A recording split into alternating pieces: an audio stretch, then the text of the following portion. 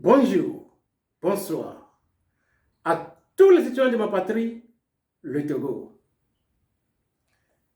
J'aimerais donner un titre à cette vidéo. Apprendre de son histoire. Dans les années 90, la première élection législative a été gagnée par le parti de Maître Yaovi Agboibor. Comme si on pouvait s'y attendre si on connaissait l'homme politique togolais.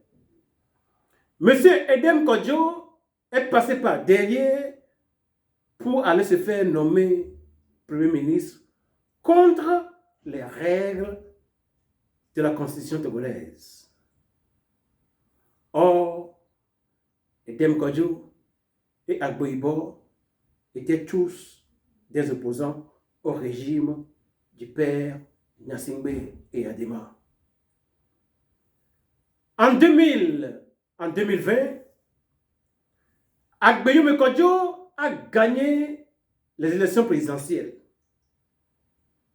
Certains sont allés jusqu'à lui demander des preuves. Or, ces gens aussi se disent de l'opposition. Un autre encore disait que l'élection n'est pas la solution. Et pour cela, bien que la victoire d'Agboyoume Kodjo est claire, il parlait encore contre cela. Et lui aussi se dit de l'opposition. Voilà ce qui a conduit à l'échec de la lutte pour la libération de la terre de nos aïeux pendant les 34 dernières années. Quelles sont les conséquences? Plusieurs de nos concitoyens, des milliers de nos concitoyens sont dans le tombeau. Ils ont été assassinés par le régime RPT, devenu RPT uni. Des centaines sont encore en prison. D'autres encore sont gravement blessés. Voilà la somme du prix que les citoyens togolais ont payé pour cette lutte. Qu'est-ce qu'ils en ont gagné? Presque rien. Désormais, M. Faure, Gnassingbé et Adema, arrivés au bout du rouleau, c'est-à-dire après 20 ans au pouvoir, ils décident à lui seul de changer la constitution de toute une nation pour s'éterniser au pouvoir. Dans quelques jours, nous allons rentrer dans l'année 2025. Et c'est l'année fatidique de l'histoire de notre pays. Il y a des mouvements qui se créent ici et là. Nous avons un frère togolais qui s'appelle Mark Nda, aux États-Unis, à Nebraska. Son mouvement s'appelle le train de la liberté ou bien le train de la libération. C'est un mouvement non violent qui appelle, qui se prépare à appeler les Togolais à se mettre debout pour en finir avec le régime RPT uni. De l'autre côté, il existe un autre mouvement qui pense que chaque fois que les Togolais se mettent debout, ce régime n'a jamais hésité à envoyer des miliciens et autres à aller leur faire du mal. Et pour ce faire, ils veulent se doter des moyens solides. Donc, il y a une certaine contradiction entre les moyens par lesquels on va arriver à la libération de la terre de nos aïeux. L'un, un groupe prône le pacifisme, c'est-à-dire le train de la libération, et l'autre prône les moyens solides. Qu'est-ce que disent les sciences politiques? Selon Erika Franz et Andrea Kendall Taylor, parce que les régimes autocratiques quittent rarement le pouvoir par les élections, deux autres moyens non catholiques sont apparus par lesquels ils sont éjectés. 1.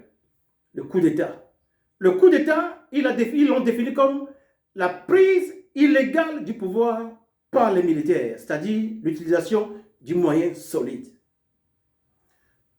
La deuxième méthode par laquelle on arrive à se dégager, à se débarrasser de ce genre de régime, c'est la révolte populaire. La révolte populaire, c'est quand le peuple se met debout pour exiger le départ de l'autocrate du pouvoir. Voilà ce que disent les sciences politiques. Normalement, dans un pays, il existe trois moyens. Le moyen le plus légal, c'est l'élection. L'élection, c'est le moyen que l'on utilise quand on est en démocratie. Selon Justin Batchelor, un professeur de sciences politiques aux États-Unis, l'élection, c'est le moyen par lequel public officials are hired or fired. C'est le moyen par lequel le peuple choisit ou bien éjecte les officiels publics, selon la définition de Justin Batchelor. Maintenant, au Togo, tout le monde est d'accord que l'élection n'a plus de sens. Quand l'élection n'a plus de sens, maintenant on tombe dans la définition de Erika Franz et de Andrea Kendall Taylor, là où il parle des deux autres moyens. Maintenant, le train de la libération parle, ou bien le train de la liberté parle du mouvement pacifique. Les autres groupes, eux, ils parlent de l'utilisation des moyens solides. Personnellement, je suis pour l'utilisation de la méthode pacifique. Maintenant, ce qui se voit sur les réseaux sociaux ces derniers jours est que ceux qui prônent le moyen solide et ceux qui prônent le moyen pacifique sont en train de se combattre. Et en se combattant, cela prolonge la vie du régime RPT-UNI à la tête de notre pays. Or, c'est justement ce contre lequel ces deux groupes veulent lutter. Donc, un combat engagé entre le groupe 1 et le groupe 2, c'est un combat qui n'a pas de sens. Ce combat n'a pas sa place. Qu'est-ce qu'il faut faire? Il faut se ressaisir. Je suis un homme de sciences sociales. Quand on voulait définir la vérité, certains pensent que la vérité, c'est l'adéquation entre une idée et une réalité. La vérité se définit comme l'adéquation entre une idée et une réalité. Quand le psychologue américain William James est rentré en jeu, il a dit non. La vérité, c'est ce qui permet de fonctionner, c'est-à-dire le pragmatisme. Il a amené l'idée du pragmatisme dans la définition. Une idée est vraie quand elle permet de fonctionner. Donc, quand on voit entre les deux définitions, il y a une grande différence. Mais entre les deux courants intellectuels, il n'y a jamais eu de combat. C'est au Togo seulement que les gens pensent qu'on doit toujours regarder dans la même direction. On ne permet pas aux uns et aux autres de prendre leur chemin. Cela aussi est dû à quoi? Quand vous venez en Occident, vous allez voir que même depuis l'école primaire, on donne des exercices aux enfants où ils sont obligés de les résoudre dans des groupes. Donc les enfants grandissent en faisant un travail de groupe. Au Togo, on donne l'exercice et chacun va réduire ça à la maison. Donc on n'a pas appris à travailler avec les petits conflits, à arriver à surmonter les conflits. L'incapacité de surmonter les conflits est une des causes de l'échec de la lutte de la libération pendant les 34 dernières années. Quand vous prenez Bruce Tuckman, qu'est-ce qu'il a dit selon le développement d'une équipe? Une équipe se développe en 5 étapes. La première étape s'appelle le forming. C'est-à-dire qu'on prend les gens, ils sont tous togolais, l'un est psychologue, l'autre est sociologue, l'autre est médecin, l'autre est étudiant, on les met ensemble pour atteindre un but. Dites-leur de définir le but. Chacun va définir ce but en fonction de ce qu'il connaît. Donc déjà, dans la phase de forming, il y a le storming, la deuxième phase qui se prépare. Le storming, c'est la phase où chacun cherche à savoir quelle est ma place dans ce groupe. Donc, il y a des petits conflits. Et dans le storming, on passe maintenant à la troisième étape qui est le norming. Le norming, c'est-à-dire qu'on arrive à dépasser les petits conflits. On définit les normes et les valeurs sur lesquelles le groupe doit être basé pour pouvoir fonctionner. Maintenant, quand on dépasse la phase du norming, c'est là où on rentre dans la phase qu'on appelle performing. C'est la phase dans laquelle il y a le résultat. Les Togolais, dès qu'ils sont dans la première phase, où chacun vient avec ses égos, avec ses connaissances différentes, ils rentrent dans la deuxième phase, où il y a de petits conflits. Les groupes se disloquent.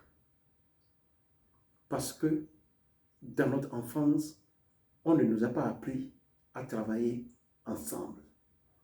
Regardez celui qui est à la tête du Togo. Il pense que lui seul peut penser à la place de presque 9 millions d'habitants. Résultat, le Togo en 2024 est dans la boue. Le Bénin, le Ghana, le Burkina Faso, tous les pays limitrophes, ils sont en avance de moins une année-lumière sur le Togo. Une personne ne peut pas être plus intelligente que presque 9 millions d'habitants. C'est impossible. Team, c'est pourquoi on parle de team. Together, each achieves more. Quand on parle d'équipe, c'est que quand vous êtes ensemble, ça donne la capacité à chacun d'avoir un meilleur résultat pour le groupe. Dans cette vidéo, j'aimerais dire aux Togolais, on n'arrivera jamais à regarder dans la même direction. C'est impossible. Parce que, selon les histoires que nous avons vécues dans l'enfance, selon ce que nous avons appris, selon les sociétés dans lesquelles nous avons grandi, nous sommes prédisposés, nous sommes programmés à voir les choses de manière différente. Maintenant, là, c'est d'accepter les différences et de pouvoir travailler ensemble pour atteindre le même objectif. Voilà là où le Togolais semble être extrêmement faible. Le train de la libération parle d'une lutte pacifique. L'autre groupe parle d'une lutte avec des moyens solides. Qui suis-je pour critiquer ce que l'autre veut faire? Chacun est responsable de ce qu'il propose, de ce qu'il fait. Ressaisissons-nous, recalibrons les choses, concentrons-nous sur l'essentiel. En 2025, le Togo doit se libérer. Par quel moyen cela va arriver? Personne ne le sait. Et pour ce faire, il faut avoir un peu d'humilité. Chacun a besoin de mettre un peu d'humilité dans son comportement. Sans humilité, la victoire ne vient pas. En allemand, on dit Hochmut kommt vor dem Fall. C'est-à-dire que l'arrogance vient tout juste avant la chute. Quand vous êtes arrogant, vous avez un comportement arrogant, ça conduit directement vers la chute. En psychologie, le comportement arrogant est expliqué par les déficits. C'est quand certains sont déficitaires dans certains domaines qui deviennent arrogants, qui apparaissent arrogants. Cette arrogance, au fait, c'est une manière de s'entourer d'un mur afin que les gens ne découvrent pas ces déficits que l'on traîne avec soi. Nous sommes condamnés à libérer cette terre que Dieu a donnée à nos aïeux. 2025, c'est le combat, la lutte finale. Nous n'avons qu'un seul coup à tirer. Il doit réussir. Je vous remercie.